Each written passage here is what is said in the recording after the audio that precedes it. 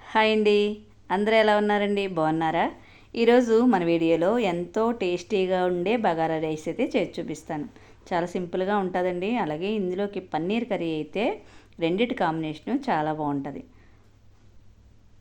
ఈ రైస్ ఎలా చేయాలనేది చూపించేస్తాను. ఒక కళాయి పెట్టుకుని అందులో ఒక 2-3 స్పూన్లు ఆయిల్, కొద్దిగా నెయ్యి వేసుకుని వేడెక్కాక జీడిపప్పుని ఫస్ట్ వేయించుకోవాలి. వేయించుకున్నాక అల్లం వెల్లుల్లి పేస్టు, గరం మసాలా పౌడరు, అలాగే సాజీరా, స్టార్ ఫ్లవరు, దాల్చిన చెక్క, యాలకులు, లవంగాలు, బిర్యానీ ఆకు, ఉల్లిపాయలు, పచ్చిమిర్చి ఇవన్నీ కూడా వేయించుకోవాలి. వేసేసుకుని ఇలా చక్కగా సిమ్లో పెట్టుకుని వేయించుకోవాలి. ఇదంతా వేగిపోయాక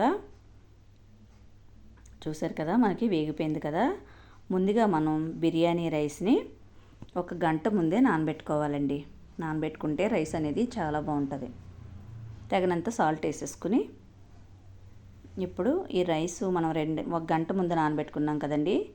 నార్మల్ బియ్యంలా కాదు, ఇవి అయితే మనం ఒక కప్పుకి కప్పున్నర వాటర్ వేసుకోవాలండి. అదే మామూలు రైస్ అనుకోండి, ఒక కప్పుకి 2 కప్పులు వాటర్ వేసుకుంటాం.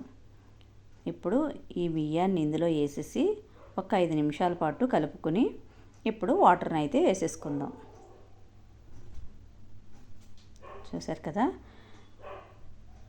కప్పుకి కప్పున్నర వాటర్ వేయాలండి. అలాగే వేస్తే రైస్ అనేది చాలా బాగా ఉడుకుతుంది. ఇప్పుడు దీన్ని మొత్తంగా కలిపేసుకుని కొద్దిగా కొత్తిమీర వేసుకుని ఫస్ట్ కొంచెం హైలో పెట్టుకోవాలండి. కొంచెం ఉడుకుతుంది అనేసరికి సిమ్లో పెట్టుకోవాలి.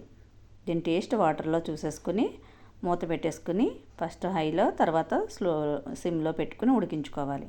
చూసారు కదా, రైస్ అనేది ఇలా చక్కగా ఉడికిపోద్ది. బగారా రైస్ రెడీ అయిపోయినట్టే. చాలా చాలా బాగుంటుందండి. ఇలాగా ఒక్కసారి ట్రై చేయండి. ఓకేనా? ఇందులోకి నేను పన్నీర్ కర్రీ చేశాను కదండి, అలా రెండిటి కాంబినేషన్ అద్దరిపోతుందండి. ఒక్కసారి చేసుకుని తినండి.